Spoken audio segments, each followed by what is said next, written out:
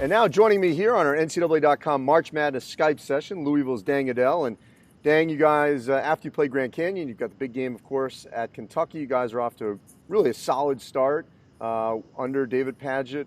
Rick Pitino no longer coaching at Louisville. So you guys done a great job with only 2 losses so far. But let's first talk about you and your changing role from essentially being a complimentary player, if you will, to now being one of the leaders on this team. How were you able to adapt to that? I think for me it was just my work ethic in the summer. Making sure I worked hard to put myself in a position where I could lead, and just knowing that we had a young team coming in, very talented freshman class, returning such as VJ, Q, Raymond, Honest. Just those guys, they do a great job of helping me lead. So for me, it hasn't been that difficult, but I just credit it to my off-season work.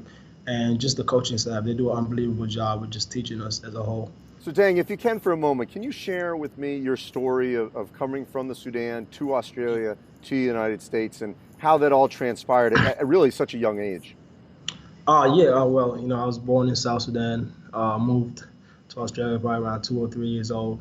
And, just my family moved there just for, there was a lot of war in Sudan.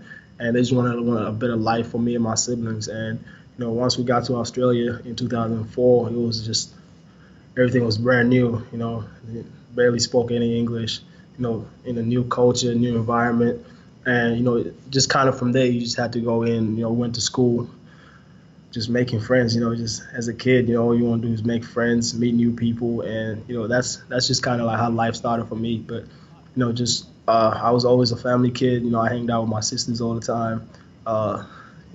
Once I became comfortable with the new culture, then, I started playing sports. I played soccer, ran track, like multiple events in track and field. And just from there, soccer was my first love. I still love soccer to this day. And once, I can't remember what year it was, once we moved to a different area, a different suburb, it was like everybody that lived there, everybody just went to the park outside and everybody played basketball. So it was like, for me, it was like a different transition because, I had to make new friends moving to a totally different new area. So for me, it was just like each day I would just come out and just go outside to the park and play basketball. And from there, a couple of friends that I first met there, they're still close friends to me right now. And, all we did straight after school, all we did was play basketball, work out, just having fun. And then I would say my sophomore year in Australia, that's when I began to get serious about basketball. I started growing, getting better. And from there, it was just, I didn't watch. I probably watched the NBA because that's all they showed. Like, that's the only thing you could watch over there. You couldn't really get access to college basketball. So I had no idea anything about college basketball. I was just like, NBA, I thought that was just, you can just jump to NBA straight away. So, but, once I met, once I got connected to a coach who's my guardian now here in the United States, Lauren Jackson. He kind of, I met him through somebody, and he kind of just told me, it would be a great idea for you to come to the States, finish your junior, senior year, get a chance to play AAU, so you get skiing from scouts, college coaches, which, it would be beneficial for your career. And, kind of just took that step, moved down here in 2013, Florida 2013, did my junior and senior year. And, just it's totally different. Basketball in Australia is totally different to here because just from a physical standpoint, better athletes here. Game's a lot faster, quicker people, and it's just the whole thing is just the transition was just difficult for me. The first couple of months coming here was just physicality part was really what got to me. So from there, I was just in the weight room every day and just stuck with the grind. And once. But Deng, that's the basketball side. I'm fascinated by. I mean, you say you're a family person, which I would think most people are. How hard was it to leave your family? And then come to the United States and make that kind of huge commitment at such a young age? Yeah, I mean, definitely.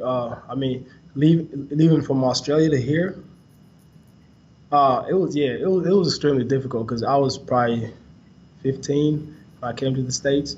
So it was definitely difficult because I wasn't used to being away from home, and and it's kind of like I just moved to a different country people I didn't know, or, anything like that. So it was definitely difficult the first couple of months because, I missed home, missed my mom and everybody. But, I was FaceTime. That's what probably would help me the most, just calling back after every practice or every day, just calling back home and just letting them know I'm okay and this is what I wanted to do. And that's the biggest thing. I told them this is what I wanted to do, and they accepted that. And that was probably what makes me feel good. And how much of an attachment do you still have to the Sudan? A lot. I do. My dad's actually still there, and I got a chance to go back in 2011. So I got a chance to go back there, and it was just eye opening because you just coming from going back from Australia to Sudan, it was just like you just kind of see a different vision because you realize how much you have, especially being Australia, how much you have in Australia, and just going back to Sudan, they don't have a lot. It's war torn. There's a lot of violence there, and it's hard to see that for me because I know it's my people and I still have family over there. But that's just how things go, and that's one of my biggest goals. If I become successful later on in life, then just trying to go back there and just give back. Hopefully start a basketball program or anything that can help these kids. Just get their minds off the violence and just something help them off the court. Dang, one last thing on this. How often do you ever just pause and think, you know what? Why me? Why am I the one that got out of the Sudan Yeah, and is now living a much better life, first in Australia and then the United States, and there are, hundreds of thousands, millions, I don't know the exact figure, but people that don't get that opportunity that you yeah. got.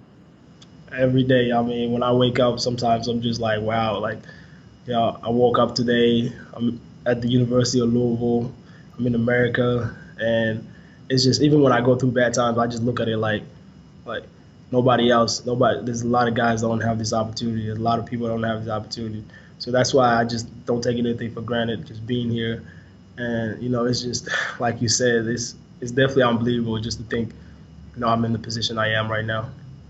Well, Dan, we appreciate you joining us here on our NCAA.com March Madness Skype session. Thank you. Appreciate it. Thank you so much.